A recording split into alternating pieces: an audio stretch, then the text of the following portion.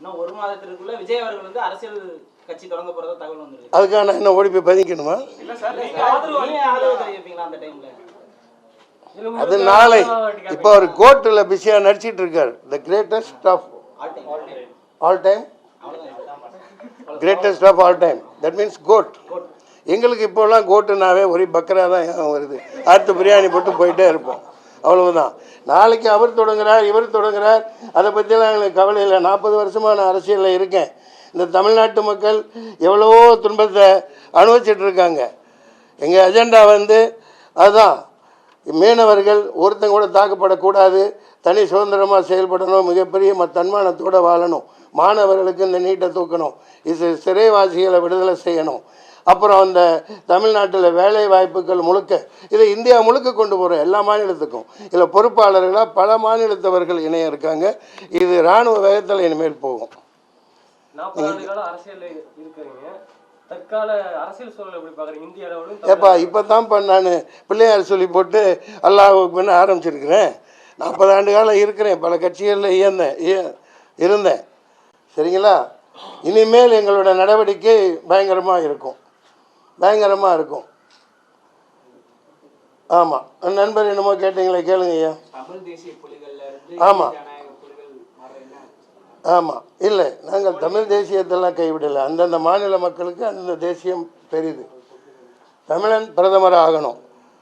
ஒரு ஹரி பரந்தாமன் மாதிரி, பல கருப்பையா மாதிரி, நல்ல கண்ணையா மாதிரி மிகச்சிறந்த ஒருத்தர் எங்களுக்கு பிரதமராக கொண்டு வருவோம். இந்த தேர்தலில் வெற்றி பெற்றே நாங்கள் முயற்சி பண்ணுவோம்.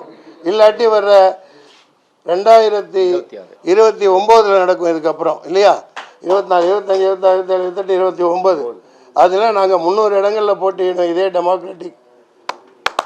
Indian Democratic Tigers of India. கண்டிப்பாக நான் தான் சொன்னேன், முழு நேரமாக இந்த மக்களுக்காக உழைக்கிறதுக்காக நாங்கள் காத்துக்கிட்டு இருக்கோம். இது நாங்கள் கிள்ளுக்கீரையாவோ எடுப்பார் கைப்பிள்ளையாவோ இருக்க மாட்டோம். மறுபடியும் ஆரம்பிச்சிட்டிங்களே, நல்லது, பாராட்டுறேன்.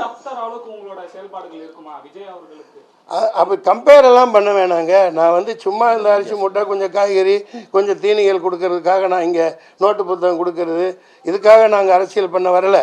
தம்பி, அந்த பிஸ்கட் பாக்கெட் கீழே கிடக்குது, எடுங்க. உணவு பாக்கெட் கீழே இருக்கக்கூடாது, அதை எடுங்க. இல்லை இல்லை, கீழே கிடக்குது, உணவுப் பொருள் மிதிப்படக்கூடாது. அதெல்லாம் நம்ம அவங்க மக்கள் அப்படியெல்லாம் நான் சொல்லலை. தம்பி விஜய்க்கு என்னுடைய வாழ்த்துக்கள். நான் மற்றவ மாதிரி சீப் அரசியல்லாம் பண்ண விரும்பலை. அவர் கோர்ட்டில் பிஸியாக இருக்கார்.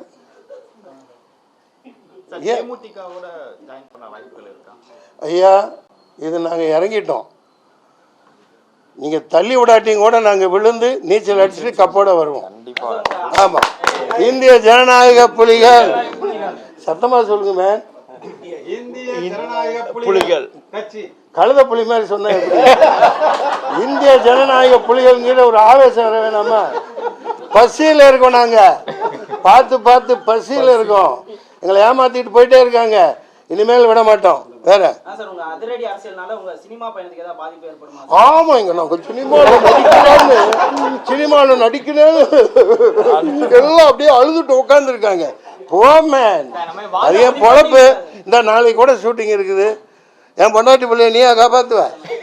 போமேன், அது உண்மைதான் நீங்க கேட்கறது.